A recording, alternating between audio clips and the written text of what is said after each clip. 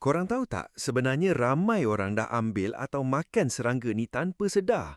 Inilah kumbang cochineal yang hidup pada pokok kaktus.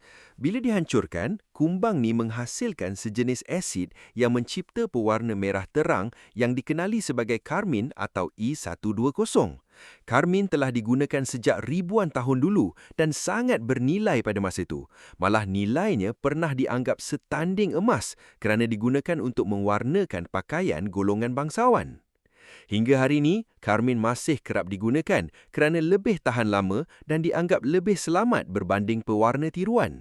Pewarna ni boleh ditemukan dalam produk kosmetik seperti gincu serta makanan seperti susu berperisa dan yogurt. Namun, bagi umat Islam, penggunaan karmin masih menjadi perdebatan kerana ia dihasilkan daripada serangga yang dihancurkan.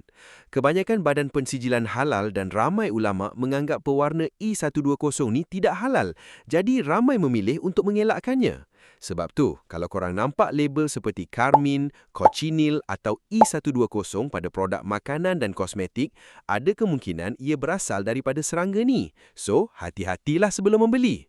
Follow dan like untuk lebih banyak info menarik.